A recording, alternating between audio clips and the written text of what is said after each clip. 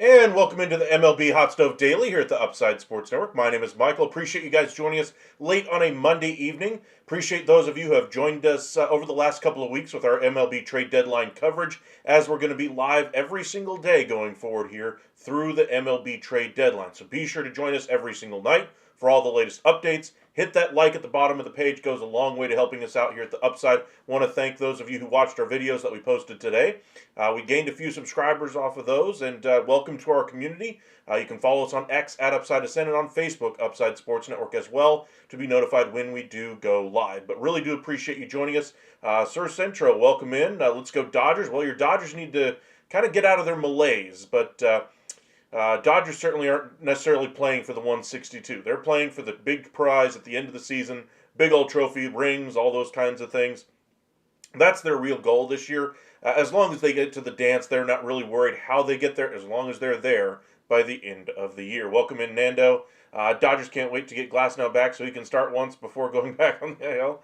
That's a little rough, Nando, but I get your point there. The Dodgers aren't necessarily worried, to me anyway, as far as when they get these guys back, as long as they're healthy by the end of the season. As long as they have enough players to get through the season, I'm sure they'll be fine no matter who they ultimately trot out there. Of course, they'd love to win the game. If they happen to do so along the way, absolutely they'd love that to happen. But they're more worried about what happens after the season. And we'll see what happens for the Dodgers. For me, they're the prohibitive favorite on the National League side until something changes. Well, what could bring about that change? That's the trade deadline.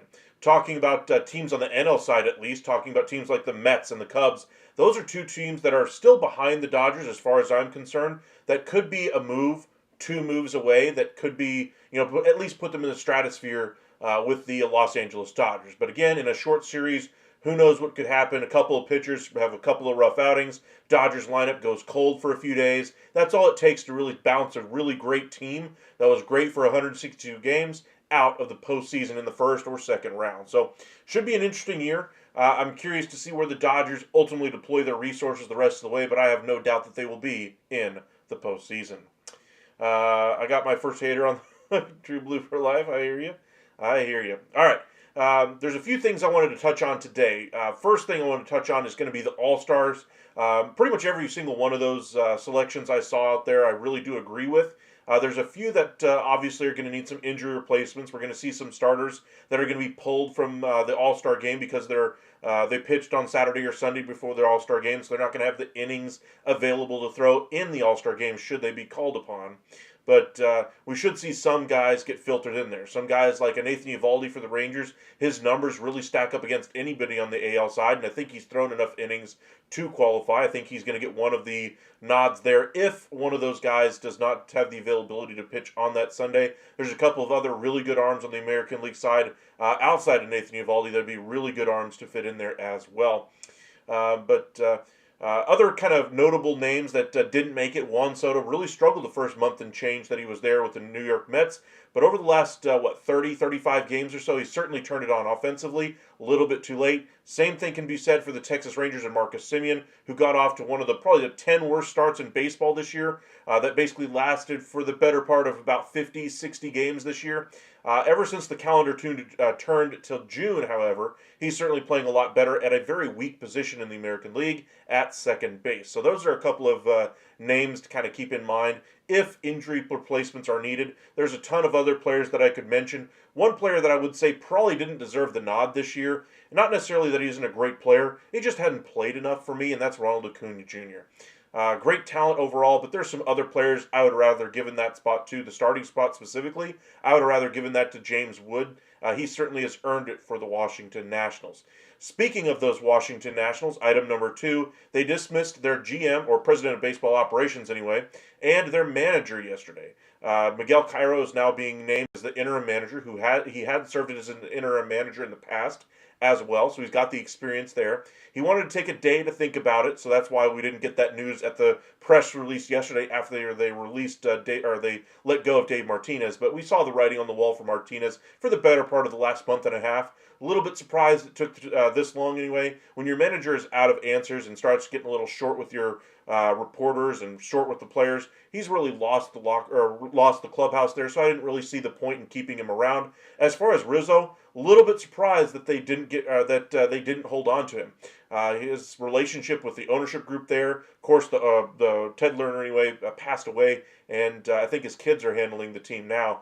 Maybe he doesn't have that same connection with the offspring, if you will, but he is no longer going to be part of that front office going forward. I think there's a role for him after the next couple of years pass. I think he'll be brought back as a consultant, kind of like a chairman of the board, kind of a guy, emeritus kind of a status, that he doesn't necessarily have a day-to-day influence on the team's decisions. But if, the overall course of the direction of the franchise, he could have a hand in that. Do I think Rizzo's career is over in Major League Baseball? No. I think he'll probably latch on with another club here and maybe go on take over a president of baseball operations job somewhere else, or a GM job somewhere else. Maybe go to the league office for a year. He's certainly still got enough skin in the game to do very, very well. Brendan, appreciate you joining us once again. Springer is for sure the first up. I would put that in there as well as far as an American League player who's really performed really, really well. I get that they had to have some representatives from teams like the White Sox and the A's, but they already had that in Wilson. There's a couple of teams out there that I thought are players that had a really good chance. Springer is one of those. Another one for the Twins, I just popped into my head anyway. Joe Ryan is having an ace-like year for the Minnesota Twins. He would be a very interesting get for a lot of teams out there at the deadline this year. We posted a trade yesterday during our 4-hour-long live while we watched the Astros and Dodgers game. Did a lot of trade talk during that live. If you want to check out all the mock trades that we did, I gladly invite you to check out that live. All during that video, we did a bunch of them for a bunch of different teams, so I invite you guys to check that out. But one such trade, we sent Joe Ryan to the New York Yankees to kind of take over as their number 2 this year, their number 3 next year, to kind of help them out in the postseason, because they're struggling right now as far as available pitchers in that rotation, and especially pitchers who could take the ball in a postseason series. They certainly had their struggles over the last 10 games or so, but hopefully their offense can kind of keep things going, keeping things afloat there for them the rest of the way. And then their pitching can kind of come around and figure out what they decide to do at the deadline to add some starting pitching, to add some bullpen help, because they really need both here at the deadline. I think the offense is just fine. We hear the rumors around third base, but to me, the pitching needs are far greater than that of another bat for that lineup. That's why I think some of the names that you hear, an Arenado, a Suarez, those are further down the list of priorities for the Yankees as far as I'm concerned. We do hear the Yankees finally kicking the tires on third baseman. Brian McMahon from the Colorado Rockies is one such player that has been mentioned. But I think pitching is still going to be the biggest need for the Yankees here at this deadline. I'm curious to see which direction they go to solve those issues. Will the Dodgers try to acquire a third baseman? Great question. I think they have tons of position player talent already. The question is, do they have enough talent that's going to be healthy by the end of the season? They have the luxury of having a great, and I mean a great, minor league system. So the Dodgers could do a number of different things at this deadline. They could say, hey, we could wait till all these guys get healthy. When they're healthy, we're the best team in the league. We ain't worried about it. That's one way to go. Another way to go would be to say, hey, yes, we have all this talent on the roster, but we want to make sure another team doesn't get a guy like Sandy Alcantara. Another team doesn't get a Nolan Arenado to help out their chances against us in a postseason series. So they can kind of do some blocking here if they wanted to with their trade pieces. They have tons of really great talent at the minor league level that probably will not have a role in the long-term future of the Dodgers. They have so much money committed to a lot of long-term contracts there in LA. They certainly seem content with those contracts on the books right now. So why not use that minor league prospect capital to really push your advantage there in a National League where you're expected to win, but you really kind of want to set the tone here and really build a dynasty. Dodgers, I think, very likely will be the dynasty we look back on in 5, 10, 15 years and say that's probably one of the first dynasties we've really seen since the New York Yankees in the late 90s. That's going to be one of the first teams we think of as far as dynasties over the last 25 years. Johnny, welcome in. Houston's third baseman should be in there. Paredes, he's been a very good third baseman. I think third base is a decently deep option anyway on the American League side, but Paredes I think should at least deserve some consideration if, again, there's going to be some injured players or some guys who just don't want to play in the game, which inevitably does happen year in and year out. A couple other items I wanted to get into today before we get into some trade talks as well. I want to touch on the Toronto Blue Jays and how we talked about their broadcasters beef that they had over the weekend between the Blue Jays, pregame show, I guess you could call it, and Michael Kay, the New York Yankees play-by-play guy. They kind of had their weekend squabble, if you will. Blue Jays commentary team basically saying, "Hey, thanks, glad we swept you. Here's the broom, blah blah blah. We're in first place." That kind of a thing. Michael Kay, meanwhile, those were his comments, or those were the Blue Jays or Blue Jays commenter team. Their response, anyway, to Michael Kay going on his show and basically saying the Blue Jays are kind of a luck factor why they're in first place. Michael Kay took the first shot. Could the Blue Jays have kind of steered away from the confrontation? Absolutely. Michael Kay kind of ripped the Blue Jays broadcast team a new one, basically saying that they're a bunch of fanboys, that kind of a thing, and that was a little bit below the belt. Good for the Blue Jays broadcast team to kind of be the bigger man, if you will, and just say, hey, Michael Kay's a great broadcaster. We're just happy to be in first place for the first time in years, blah, blah, blah. To a certain degree, I do agree with Michael Kay with what he's basically saying in response to that, because you have to know how to win in addition to knowing how to lose. And when you're in first place and you're not even at the end of the season yet, what are you really celebrating? So I get or what Michael Kay was really saying there at towards the end of that confrontation. But come on, the Blue Jays are having a great win streak right now. Let me go ahead and pull up my screen so you guys can see. Let me update it. They're winners of 9 in a row. We put out a video around noon how they were 8 games in a row. Now it's up to 9. They are up to, 11-1 in their last 12 games? Blue Jays certainly are on a nice hot streak here. Meanwhile, look at the New York Yankees. They've fallen behind here a little bit. 3-7. 3-7 in their last 10. This is a team that's still got the bats, but the runs are starting to... The pitching staff is starting to falter with Schmidt going down. No Garrett Cole, missing Luis Heel. They certainly need to get more arms in that rotation as far as I'm concerned. That's why I say the Yankees' priority should be going after some starting pitching here. So we shall see. The Yankees kind of, playing, the typical evil empire card with Michael Kay basically sticking up for the big juggernaut. We are the Yankees. We expect to be in first place. Don't be sitting here celebrating in the middle of the season, Blue Jays fanboy broadcaster, when you barely are in front of us right now in the division, and there's still plenty of games to go. We aren't even to the All-Star break yet. What are you celebrating for? And so I get that from Michael Kay to a certain degree. But at the other end of the spectrum, just look how rough of the last couple of years the Blue Jays fans have really had it. You got all the drama around Vladimir Guerrero Jr. Will he stay? Won't he stay? What do they do with their front office? What do they do with their manager? Who's going to stay as far as Bo Bichette and the other players? They continue to finish as the bridesmaid to a lot of these top-flight free agents. Those are all the big storylines that go around this team. And oh, by the way, they're not winning the last couple of years. This year, they get their offseason could have gone better as far as I'm concerned.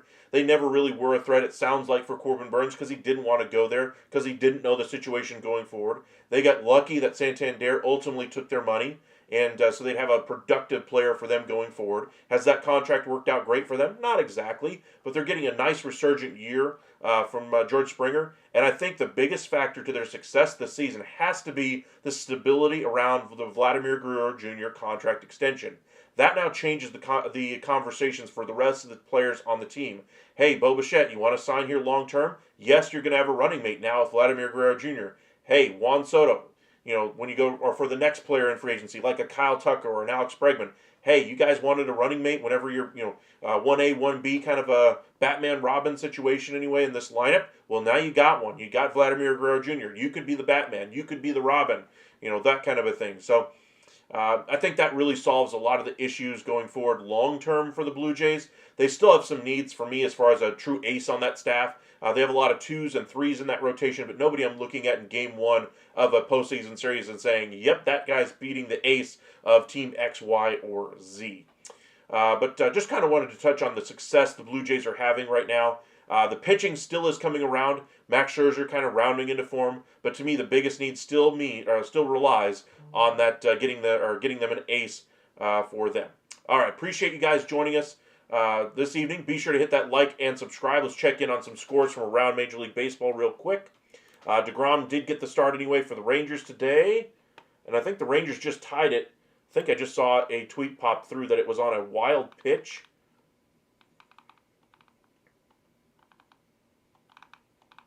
Oh no, Jake Berger struck out and then still reached on a wild pitch. That's what it was. And then Josh Smith doubled home the run to kind of tie things up there. So they go to the bottom of the 8th, tied at 5. Let's go back to the scores overall and just check in on a few of the other scores. Giants have jumped out to a 3-1 lead as they go to the top of the 9th. It was a 1-1 game for the majority of this one. We just touched on the Rangers game. Diamondbacks, Zach Gallen, if you're wondering about the trade deadline, that's a big name for me at the trade deadline. 2 straight games now that Zach Gallen has pitched very, very well. The 2 games before that, he had not gone very well against 2 of the worst teams in the league, the White Sox and the Rockies, but 2 very good starts. I think it was 7 innings, 1 earned run the last time out. This time, I think he threw 5 with 1 earned run, 6 with 1 earned run, something along those lines. But a lot better numbers than what we had seen over the last couple of months from Zach Gallen. The reason why that's important, the Diamondbacks are kind of the outside looking in anyway on the playoffs right now. They could be a team that sells a lot of their guys that are hitting unrestricted free agency or hitting free agency this year. And so that's something to kind of keep an eye on. Naylor, Suarez, Gallen, Kelly, those are the names I'm watching for Arizona. I think if they do sell some of those pieces, they're going to be looking for controllable assets coming back that are already on the Major League roster so they can still try to compete and get into the wild card picture. Because, again, the last time the Diamondbacks made the World Series in 2023, how did they get in? Well, they did the same thing that they're kind of doing right now. They're kind of hanging around. They get in as a wild card. They have a great run going in through the postseason and just get hot at the right time. And that's how they really found their stride here. Ketel Marte scratched tonight. I did not see that one. We'll check in on see what that was all about here in a little bit. Rays lost on the road anyway to the Tigers. Tigers are a really good team this year. I'm just surprised that they continue to just keep finding ways to win. The bullpen has not cracked for them. The starting pitching has been very good, and the offense has been good. There's not one area on the Tigers that I would say has underperformed or even been mediocre. I'd say all 3 facets of the game for the Tigers are clicking. When does that bullpen start to falter? Because I was not expecting this bullpen to be any good at all. That's been really the bright spot for me, is that they've been able to hold down these leads that the starting pitching has been getting for them. The Red Sox, we talked about over the weekend, had to go ahead and take care of business against the Rockies and really have a nice, productive stretch of games here going into the All-Star break. They take care of business today, 9-3 winners at home. Reds lose 5-1 against the Marlins. Not a good sign here for the Reds going into the All-Star break. This is going to be the make or break time for some of these teams. They're going to be deciding whether or not to buy or sell or stand pat at this year's deadline. Reds, I think if they go on a nice little tear here, they could go and add a piece maybe to the back end of that bullpen, something along those lines. Marlins, they're not going to be buyers. They're going to be looking to sell off as many assets as they can and kind of reset their timetable here. Royals offense finally woke up today. 9-3 winners at home over the Pirates.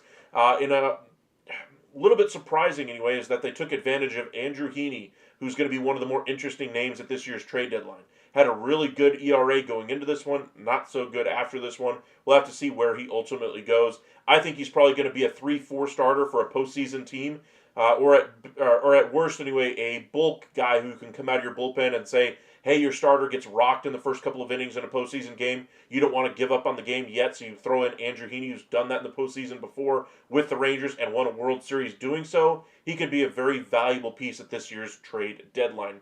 We just talked about the Blue Jays. They took care of business, winning 9 in a row now. They did beat the White Sox, so a little bit easier competition today.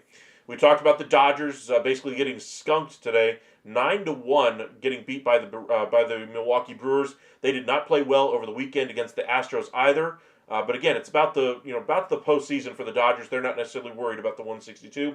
And in kind of a surprising result anyway for me, the Guardians, in their losing streak against the Astros in Houston, they win it 7-5. Clase picking up his 19th save. That's one name. If the Guardians, I think, could do a little bit of buying and selling here, where they kind of trade away from their biggest area of depth in there is the back end of that bullpen. Clase goes out, you bring in a couple of bats with that trade, and then you're trying to compete for the final wild card spot on the AL side. If you decide to go more of the prospect route, then you're kind of throwing in the towel for this season. So I think they're going to try to bring back major league talent in return for Clase if they do move him, but something to kind of keep an eye on here as we get closer to the trade deadline. Appreciate you guys joining us. Got about 25 of you guys with us right now. Be sure to hit that like at the bottom of the video. Say hi in the chat. Having a pretty fun chat so far. But say hi. Let us know some of the teams that you guys are keeping an eye on as we gear up for the MLB trade deadline.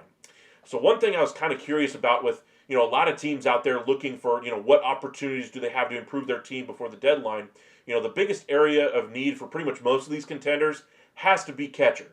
That's the biggest difference maker in a postseason series for me that a team can make outside of making a massive acquisition like a Juan Soto type acquisition, which we're not going to see this year, or going for a true ace at the front end of your rotation.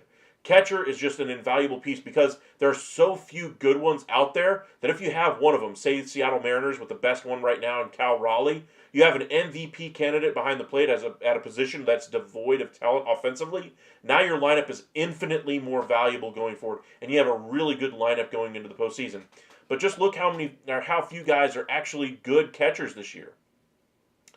We're talking about let's start with slugging percentage. We'll start there. There's 8 guys hitting over 500 slug. 3 of them are part-time catchers. Very few of them are having good seasons. Look how many of them are from the Chicago Cubs, though. That's kind of surprising. Let's see here. I mean, a lot of these teams that have good catchers are postseason teams. Hunter Goodman, who's having a good year for the Colorado Rockies. I mean, I don't expect him to be a trade candidate, but let's kind of look at where his numbers are at, since I kind of brought up catching here. If you're looking to improve it, which is the Texas Rangers are looking for a catcher, San Diego Padres are looking for a catcher. Those are the teams I'm kind of looking at here, but just to kind of see what his number would look like. Catcher Goodman has 4.5 years left. There's no reason for the Rockies to really move this player unless they're getting a bounty in return. Catching is just there's so few good catchers out there that he could be possibly the one difference maker on a team. And he's not exactly the biggest difference maker in the world, but when you're hitting I think he was hitting 280 something, or what was I remembering? Goodman, yeah, he's hitting 280 with a 510 slug. That's pretty dang good. As far as on base, 326. I mean, that's the type of difference maker that could take, for instance, the Rangers who are really struggling at catcher. They could take a very weak area on the roster for them and flip it to a positive. Same thing goes for the Padres as well. Welcome in Uncle Ted Corey Lee as a catcher to go get. There's a lot of catchers that I think could be moved. I'm not sure there's necessarily one that would be better than Hunter Goodman, though, here at the deadline. Murphy, if the Braves decide to sell, I think would be a very interesting one, but he's only hitting 230. Let's see, Baldwin, he's not going anywhere. Long-term catcher option for the Braves. If they do trade one, it's going to be Murphy to save some money.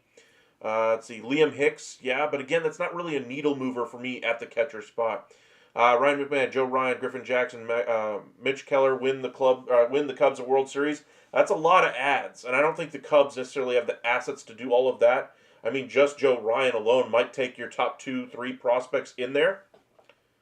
Appreciate you joining us, Donnie. Thank you guys for joining us. Got 25, 26 of you guys with us. Be sure to hit that like and subscribe if you have not already. We'll be live every single day, leading you guys up to the deadline and through as well.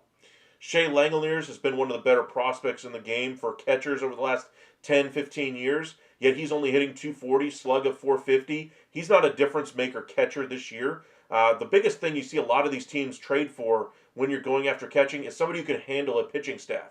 That's why you see a lot of these guys like a Higashioka, players of that ilk that are known for their pitch framing and their ability to call a game. The Yadier Molinas of the world that really get the calls here at the deadline. Offensive talent moving at the deadline is very, very rare. Liam Hicks for the, like you mentioned here, the Miami Marlins hitting 275. That's a pretty good number for a catcher here. So, for instance, Texas is looking for a little bit of a punch offensively. Jonah Heim has basically shown us what he is now at this point. The year the Rangers won the World Series is the aberration, not what he is actually going to do as a pro in the game. And so if the Rangers wanted to go ahead and flip Heim to, say, a team like the Pirates who could use a player of his caliber, or just flip Heim in this deal, send the Hicks back to the Rangers, I think that would be a good get for the Rangers to kind of help lengthen out a lineup that is in desperate need of offensive talent as well. 800 OPS lefty catcher. That would kind of take the spot of Jonah Heim in the lineup. Then you have a right-handed option in Higashioka, left in Hicks. I kind of like that.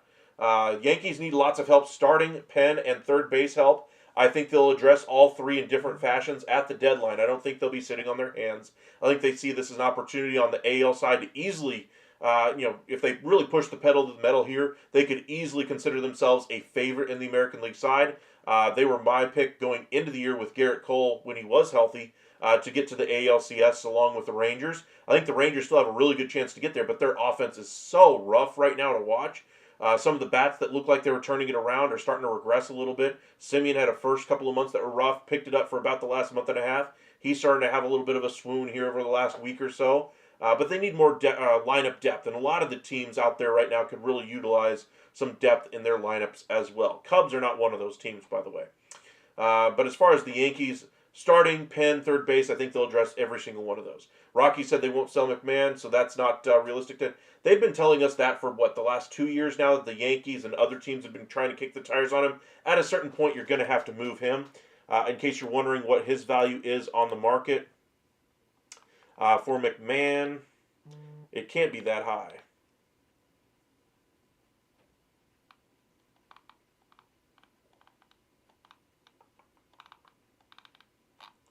I don't even see him on here. Bear with me for just a second.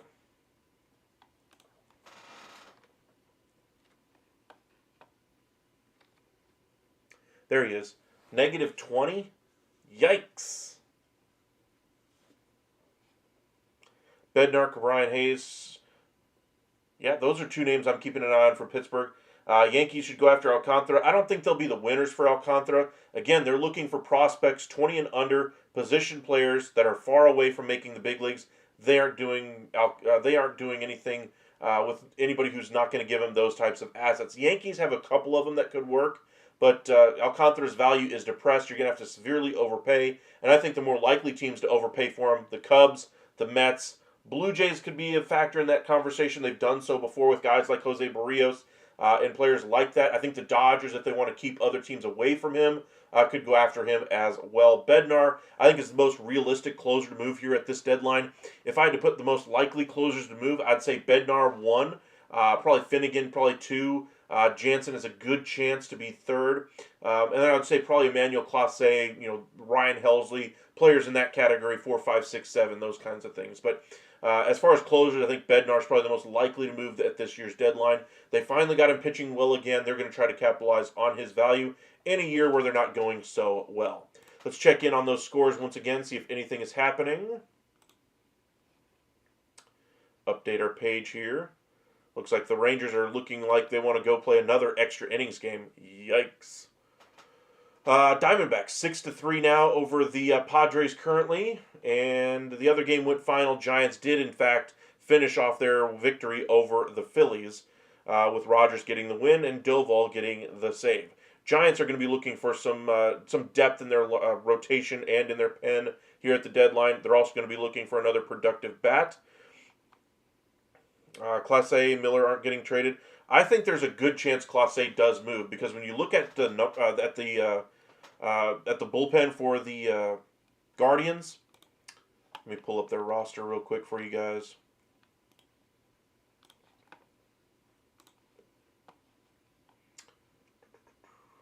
Oh, come on now.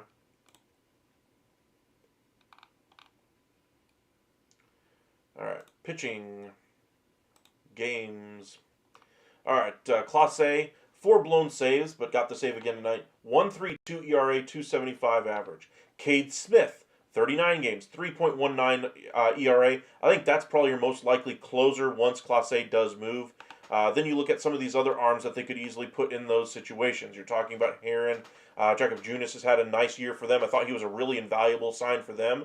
Can give him some length out of the pen, or they can get him some. They could have stretched him out as a starter if need be. They got some other arms that have some really good high-end closer experience, like a Paul Sewald, that they could easily slide into a 7th, 8th inning role for one season and allow Cade Smith to really get comfortable back there in that closer spot, and then go into this offseason and kind of retool it back into their bullpen once again. But Cade Smith, I think, would be just as good as Emmanuel Clase once they give him that opportunity, and really develop his value on the open market as well for future years when they decide to trade as well. But those are some of the names that, if I'm the Guardians, to me, Clase has the biggest value that they could move and could net them the biggest return, is part of the reason why I think they're going to do that type of thing. All right. Donnie, that won't help if the Jays are up by 5-6 games by this time at the All Star. For 5-6 games, that's not a whole lot though at the All Star break. I mean, we're talking about a league where you get to September, you're 10 games out, and then we've seen teams like the Rays and Red Sox from years ago with Evan Longoria taking over the final wild card spot in the last game of the season after having a 10 game distance back or 10 game separating them from the wild card there. So we've seen crazier things happen. I'm not saying that's the norm, but 5-6 games out at the All Star break, that could easily be 2-3 games by the trade deadline, and it could completely be flipped by the middle of August. And then, by the way, you still have another month and a half of the season. Alcantara would be the David Price-esque move for the Jays. Possibly, I think their best move for a starter is probably going to be in the offseason. So I think they're going to go after another 2-3 type of starter. I don't think it'll move the needle for their chances in the postseason. I just think it'll give them another depth option. I think their preference would be to go for somebody with some control on their contract, but those guys are so few and far between on this market. I think it's going to be a tough ask for them to get. Now, in the offseason, when they're going to have money to spend after getting the extension done with Vladimir Guerrero Jr., they're going to have a much better pitch to free agents. They should have a much better, much easier path to improving their rotation at that point. Cleveland and the A's aren't trading their closers. I don't think the A's will move theirs. I think Mason Miller's value is still too high for what their ask is anyway. I think in the offseason there could be a really good chance of a trade at that point. But I think during the season, I still think the A's value him a little too highly from what I'm hearing. And I just don't think it's very likely that he moves. If he does, it's going to have to be a trade that bowls people over, and it's going to have to be a poor trade for whoever ends up acquiring Miller as well. Helsley, I think, could be moved because he's only got 1 year left on his deal. Free agent at the end of the year. He's not nailed down here, of course, and he's had some good years, some bad years, some injury-filled years.